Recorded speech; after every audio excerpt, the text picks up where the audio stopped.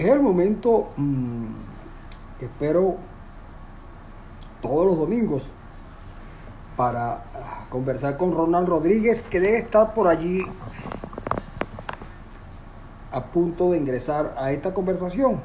Nosotros conversamos los domingos para no perder la costumbre, porque en Maracaibo, generalmente los domingos, solía verme con Ronald Rodríguez y con otros compañeros más, con otras personas más muy cercanas, como JJ Villasmil, que ya falleció, como Robinson Aguirre, Edgar Pedraja y otros, para hablar de las cosas que ocurrían en Venezuela y en algún ejercicio por ver el futuro podíamos decir que creíamos que podía pasar en Venezuela. Pues bien, de esos amigos, Robinson sigue en Maracaibo, Pedraja también, JJ Villasmil lamentablemente falleció hace unos años, y queda Ronald Rodríguez, con quien mantengo una conversación los días domingos, un poco para enterarme de lo que pasa en Maracaibo y un poco también para extraer parte de su conocimiento acerca de la política y de cómo los políticos ven la realidad venezolana. Estamos apenas a unos días de las elecciones para elegir al presidente de la República, y las consultas que he venido haciendo y el seguimiento que he hecho a encuestas y a opinadores de algo confiables me permiten visualizar que Edmundo González Urrutia debe ganar las elecciones.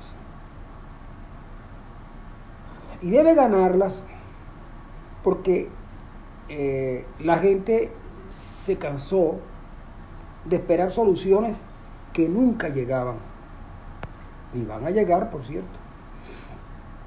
Además de eso, el gobierno que quiere quedarse en el poder, no tanto porque ellos tengan interés en resolver los graves problemas que ellos mismos han creado, sino por no perder los privilegios.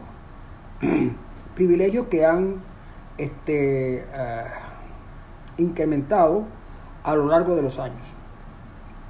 No tengo mucho tiempo, no dispongo de mucho tiempo para enumerarlos, pero usted que me está viendo y oyendo sabe justamente a qué me estoy refiriendo. Lo que sí me llama la atención y me llena de cierta incertidumbre es la razón por la que el grupo gobernante decidió adelantar las elecciones, que como todo el mundo sabe deberían haberse hecho a finales de año, pero ellos la adelantaron.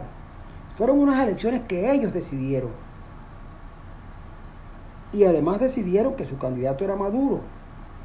Pensaron sí que las condiciones deberían ser propicias, porque si algo bueno había hecho el gobierno era justamente descubrir las jugadas de la oposición y en base a ello elaborar sus políticas. No, yo no creo que la oposición no tuviera políticas. Lo que sí creo es que la oposición de alguna manera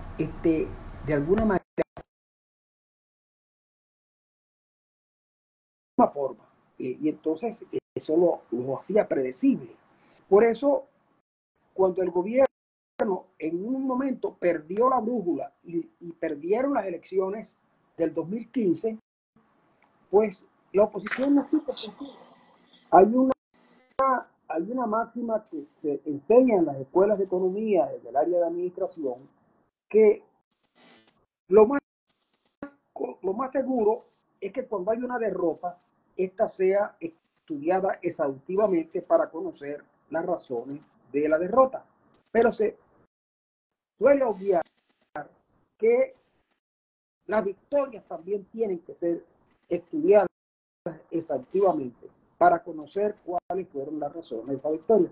Bueno, la oposición, como siempre actuó, se llenó de alegría, de contento, de muchos dulces, de dichosas, y terminaron justamente donde el gobierno sabía que iban a terminar, porque no supieron administrar una victoria, porque jugaron con políticas muy conocidas, es decir, muy predictivas para lo que el gobierno hacía.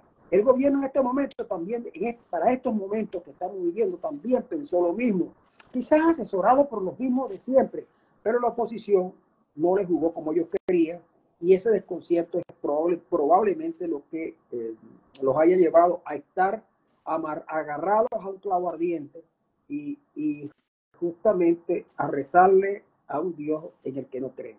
Ya llegó Ronald Rodríguez y lo dejo a él ahora para que le cuente todo lo que él sabe.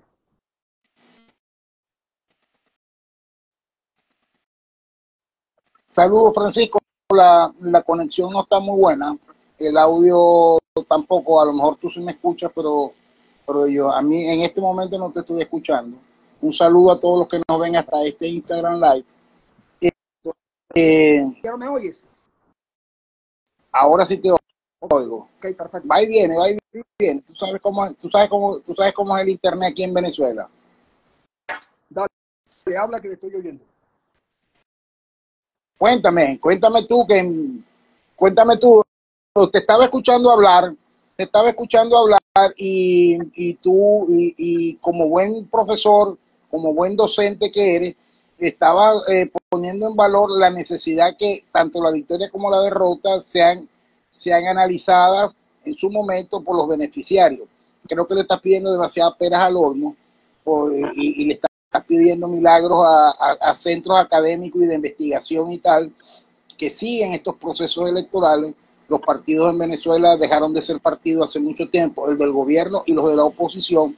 Ahí no se piensa, ahí no se analiza, ahí simplemente son aparatos electorales para cada vez que hay una cita electoral, y muchas veces nosotros mismos demandamos a los partidos de la oposición que vuelvan a su razón de ser, a pensar, a analizar, a hacer la política. Y bueno, y desde hace mucho tiempo ellos como que renunciaron a eso. Entonces pedir que se analice formalmente por qué gana, por qué pierde, eso es pedirle peras al olmo a los partidos políticos venezolanos, del gobierno de hace 25 años y de la oposición. Bueno, mira, antes de comenzar a darte una opinión, yo a veces prefiero, en este caso, en esta conversación contigo, tratar de que tú nos vayas señalando los puntos que vas observando, porque yo de cualquier manera, a la distancia solo poseo la opción de amigos a quienes consulto, y les voy a hablar de esos amigos con quienes consulté un poco más adelante. Pero quiero saludar a Gladys de Bur, que está unida a la conversación, a Juan Carlos Rojas, mi hijo, que está también conectado, a Oscar Ocando, mi viejo amigo de la Escuela de Economía de la Universidad del Zulia, un político que tuvo, cuando era joven, todo el mundo lo tenía como una estrella en ascenso, y llegó al Buró Nacional Juvenil de Acción Democrática en época de Héctor Alonso López, pero luego la nostalgia zuliana lo hizo regresar, y ahora es un hombre exitoso en el mundo de los negocios. También se unió nada más y nada menos que José Vicente Carraquero, que ojalá nos pudiera también dar alguna ayuda en esto que estamos hablando, porque ese caballero sabe de lo que habla. Yo conversé con él hace poco en Somos Tu Radio TV con Estilo, y ciertamente quedé impresionado de los conocimientos que acerca de la situación venezolana tiene el doctor José Vicente Carraquero. Bueno, muy bien, Ronald, cuéntame tú a ver qué hay. Chico, lo que te puedo decir es donde centro yo el comienzo de mi columna Sal y Pimienta de hoy, es que todavía al día de hoy tenemos muchas incertidumbres, no en el resultado que va a obtener la oposición, sino en todo caso sería la diferencia por la cual la oposición le ganaría a Nicolás Maduro. La incertidumbre que hay es que no se sabe, porque ellos mismos como que tampoco lo saben, qué va a pasar, qué va a hacer el gobierno, o alguna parte del gobierno en oposición de la otra parte del gobierno, alguna parte de los militares en contra de la otra parte de los militares. O sea, ellos mismos tienen dudas y no se han puesto de acuerdo, en cómo van a enfrentar el 28 de julio, más allá de la cita electoral que está convocada. Yo creo que clave es la palabra incertidumbre, porque ni el mismo Nicolás Maduro, en los diálogos que está teniendo con algunos factores internacionales, algunos garantes de algún acuerdo, de de alguna posibilidad a futuro, él mismo no puede garantizar la totalidad del todo, porque él no responde, lamentablemente, por todo el Partido Socialista Unido de Venezuela, aunque lo parezca, y por supuesto no responde tampoco por la Fuerza Armada Nacional. Una Fuerza Armada Nacional que en condiciones normales, yo lo digo en la columna, pero en condiciones normales te acompañan hasta la noche antes, pero es que esta no es una Fuerza Armada, convencional, sino que está tan imbricada en todo el proceso de toma de decisiones, de los negocios, del reparto del poder, de todo lo que ha habido, que ya uno no sabe qué esperar y qué pensar de ella. Repito que en condiciones normales yo te diría, los militares te acompañan hasta la noche antes, pero estos militares que tenemos hoy día no lo sabemos. Lo que sí sabemos es que ese árbitro que alguna vez llegó a ser de que el Estado de Derecho se cumpliera, indistintamente cuál fuera el resultado, ahorita no es capaz de generar confianza y no es capaz de generar certidumbre. Bueno, mira, me llama la atención que centrala esta intervención en la Fuerza Armada. Ciertamente que la Fuerza Armada, independientemente de lo que se diga, no tiene una unidad monolítica por los mandos. Generalmente hay áreas, niveles de la Fuerza Armada que responden a sus propios intereses y a sus propias ambiciones. Es decir, por ejemplo, a la Fuerza Armada, los generales, junto con Maduro, seguramente planifican una estrategia que les permita tener un plan B el día de las elecciones. Pero resulta que debajo de ellos hay coroneles, hay capitanes, hay subtenientes y cosas de esas, que ese día de las elecciones, viendo la situación como está y conociendo que el alto mando militar está, digamos, de alguna manera muy comprometido con el gobierno, pudieran tomar sus propias decisiones. Y esos son los que manejan el plan República, son ellos, los de abajo, no son los generales.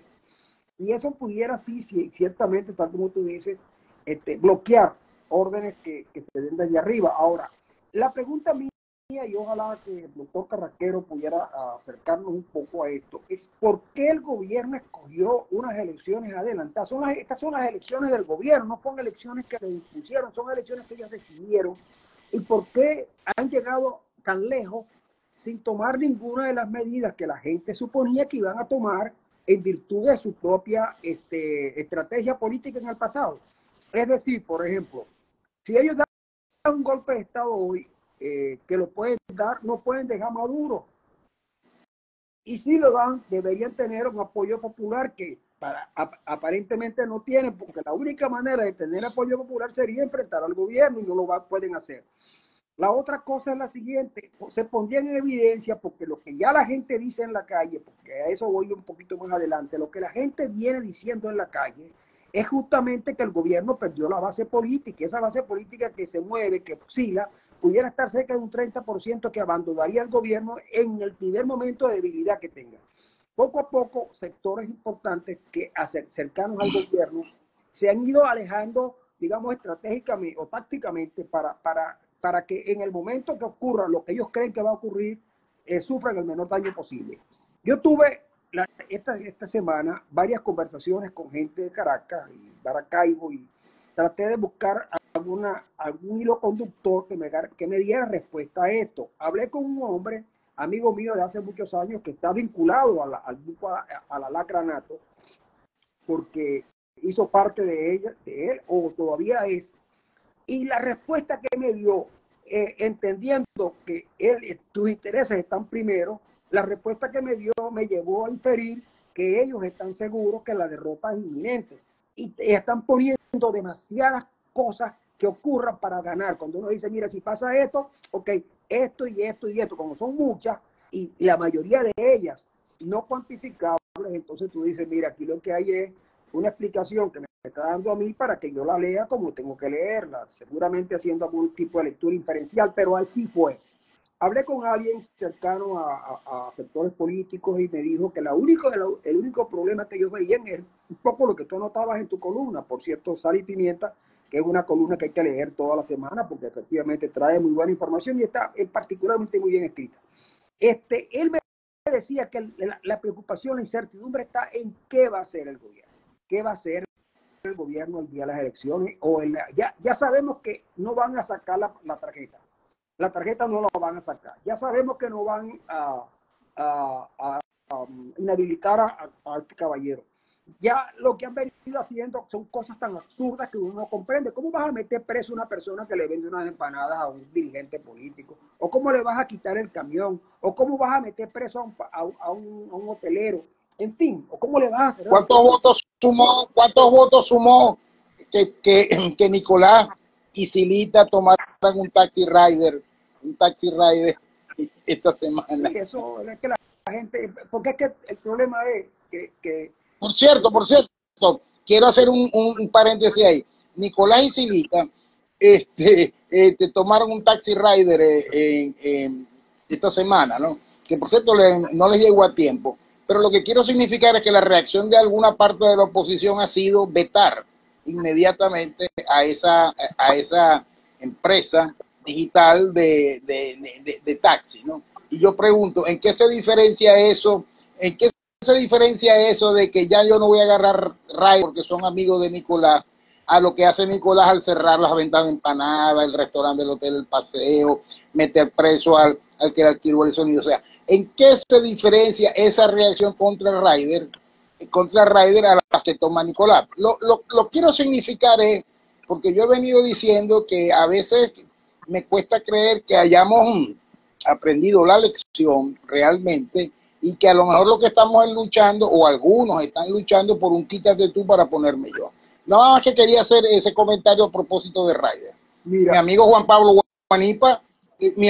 Pablo Guanipa publicó un tuit señalando que él no iba a agarrar un Ryder, sino que él iba a agarrar un Uber de otra marca, yo no me acuerdo, para ir a votar el día de las elecciones. O sea, ¿en qué se diferencia esa actitud de la otra?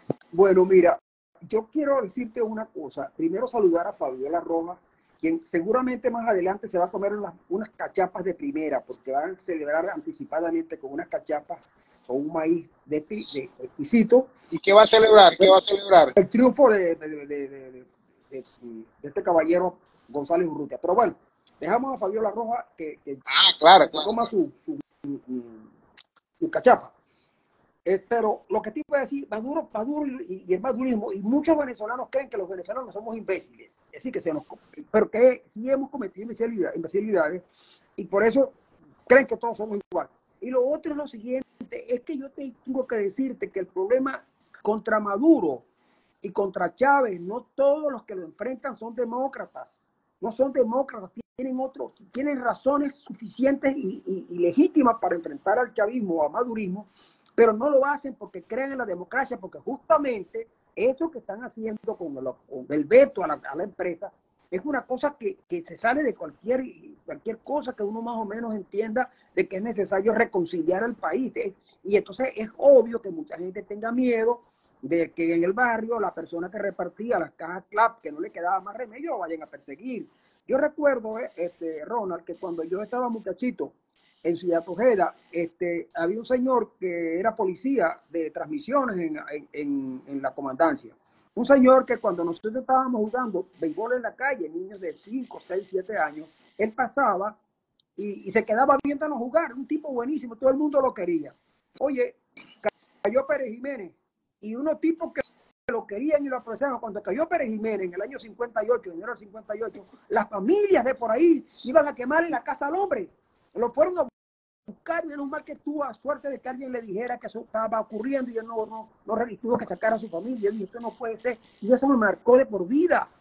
Y dije, no puede ser que uno al adversario lo quiera perseguir. Y yo sé que hubo torturadores, porque mi abuela, que estuvo con la resistencia en Nueva Esparta, me contó historias de gente, cosas, y yo dije, bueno, está bien, pero hay que castigarlo y tal. Pero la venganza no es buena consejera. Entonces estas cosas que hacemos son terribles. Y ojalá el espíritu de reconciliación de este hombre González Urrutia nos ayude un poco, aunque yo creo que los venezolanos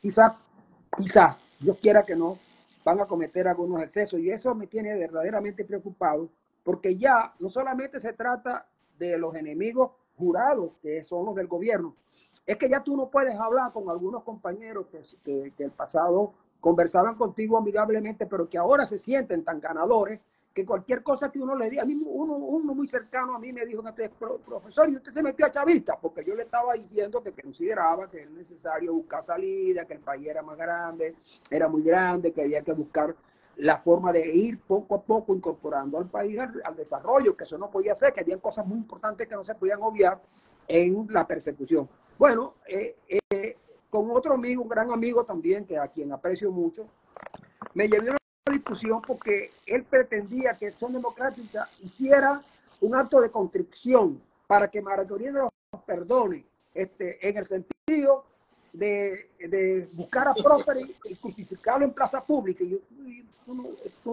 Y después yo digo, pero bueno, entonces vamos a ganar ¿para qué? Para que se inicie una cacería de brujas, una persecución contra los que en el pasado no adoraban a María Corina. ¿Y de qué se trata todo esto? Eso que tú planteas a mí me angustia muchísimo. Claro, claro, claro, claro. Bueno, por eso que yo te decía y lo vengo diciendo hace mucho tiempo, ¿realmente hemos aprendido la lección o simplemente estamos luchando para un quítate tú, para ponerme yo, para seguir con las mismas prácticas, o peores prácticas que se han podido implementar estos últimos años? Por cierto, quiero contestarle a una persona allí, lamentablemente el nick no lo puedo leer, pero quiero decirle lo siguiente: la astucia no es política. La política se hace con las herramientas que te da la política. Ahora, que tú seas astuto, que tú seas vivo para enfrentar y hacer la política, ok, vale, pero no me vengan a decir que los éxitos políticos que está alcanzando el bloque opositor hoy día, o que el gobierno no entendió a la oposición hoy día, como antes la oposición, o como siempre la oposición no ha entendido al gobierno, es producto de que ahora sí somos astutos y antes no hemos sido astutos. Sí. Nada que ver. La astucia es una cualidad, pero no una condición de la política. Te digo, la astucia es una cualidad que yo no consideraría una cualidad positiva. Yo la astucia la asocio al engaño. Y si bien el engaño ha sido importante, porque en el arte de la guerra el engaño es lo más importante, y fíjate tú que la otra cosa importante en la vida de los seres humanos es el amor, y en el amor y en la guerra todo se vale. Es decir, que el engaño está repartido y la astucia es parte de eso. Pero bueno, dejemos esto así porque comparto contigo que en las condiciones, si las condiciones actuales se mantienen, no es verdad que ellos pueden llegar a las mesas y hacer todo lo que quieren, porque yo estuve en muchos procesos electorales donde ganaban unos y perdían otros, y cuando el que estaba viéndose perdedor inmediatamente cogía las de Villadiego y se marchaba. Con el gobierno pasa otra cosa, porque esa es una dictadura militar, los militares abusan, pero probablemente los militares en este momento no tengan por qué abusar, porque también tienen expectativas, porque ellos van a seguir siendo importantes en Venezuela, y no será Padrino López, pero será otro tipo, tal vez mucho más decente que Padrino López, o que este señor torturador, Cranco, creo que se llama Cranco Guerrero, o tendremos a alguien diferente a Arias Cárdenas, pusilánime, irresponsable, cosas de esas. Pero, o distinto a Reverol, que se nos reveló como un mentiroso contumaz. Entonces, pero bueno, yo creo que lo importante es estar persuadido y pasar ese mensaje de que la opción de ganar está allí, pero que hay que ir a votar. Hay que ir a votar. Lo demás va con los hechos. Ahora, y esta semana creo que va a ser una semana de mucha tensión, creo yo. La gente tiene serias expectativas, pero serias no, muy buenas expectativas con respecto al 28, pero también tenemos a un régimen que es capaz de hacer mil y una cosas para seguir amedrentando, para seguir atemorizando, buscando que se inhiba la gente. Entonces, la recomendación que yo le hago es que haga su vida normal, sea feliz haciendo sus compras nerviosas, porque el mundo se va a acabar el 28, porque eso también va a ser un signo de esta semana, las compras nerviosas, porque uno no sabe lo que puede pasar. Ya yo vi un amigo en esto, el sábado vi un amigo comprándose 6 frascos de mayonesa de medio kilo, media carnicerita, porque es que uno no sabe lo que puede pasar, y al menos mal que él tiene tiempo para calmar ese tipo de angustia. Pero el gobierno va a seguir insistiendo en las redes sociales con sus mentiras, con sus conspiraciones, con que el número rojo detrás de la cédula, con que 10.000 personas votan, una persona vota por 10.000 personas, que los muertos votan. Señores, no crean esa información, dedíquense a otra cosa y sepan que la trampa realmente está en la mesa. ¿En cuál mesa? En la que no se tiene representación. Entonces, lo que yo le quiero pedir a la gente es que se tranquilice, que calme su angustia, que haga sus compras nerviosas. Por cierto, si puede apoyar, apoye los aparatos de logística, porque se necesita, además de acompañamiento, se necesita mucho fuelle, pues, porque hay gente que desayuna, que almuerza, que cena, refrigerios, café, agua, ese tipo de cosas.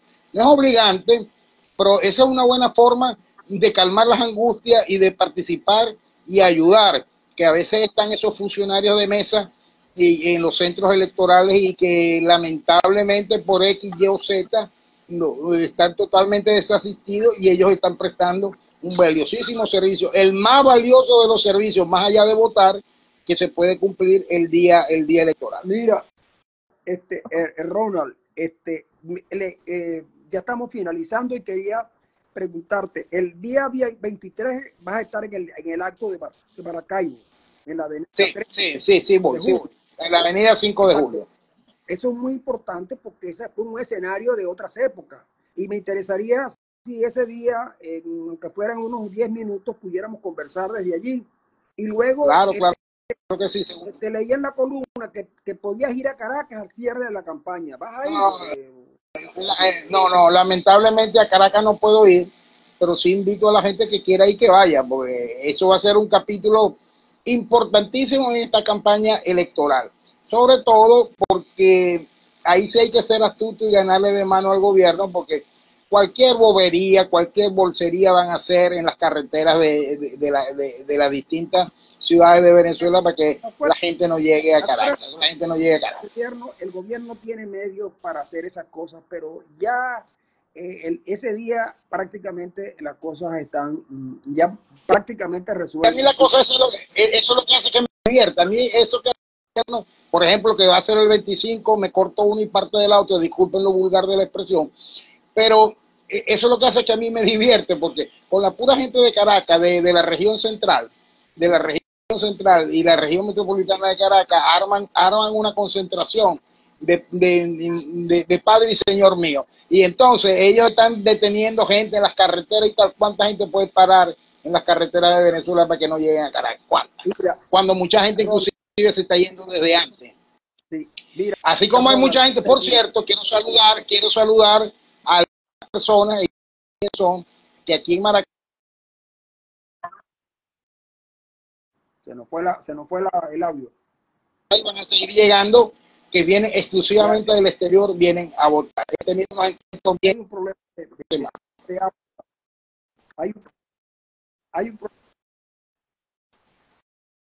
hay un problema de audio con Ronald Rodríguez. Yo voy a despedirlo hoy porque ya estamos en la hora, pero claro, quedamos con ustedes que el día del meeting en Maracaibo vamos a estar conectados y voy a tratar también de hacerlo desde Caracas. Ahora estoy a la espera de una información que me va a llegar directamente de uno de los comandos de los candidatos, de un comando de un candidato que va a participar, y estoy casi seguro que me va a dar la información que yo quiero en términos de lo que deseo saber efectivamente. De saberla, mañana a las 7 de la noche voy a estar con Ender Arenas en una conversación similar de este espacio que yo he denominado hablando de política y de cosas peores. Hoy no hablamos de cosas tan peores, pero lo haremos en el próximo segmento, cuando nos toque. Le iba a contar a Ronald que había terminado, estoy terminando ya la novela esa llamada El año de la langosta. Y después les cuento. Fue un placer, amigos. Nos vemos en la próxima semana. Y, Chao. ¿sabes? A votar el domingo.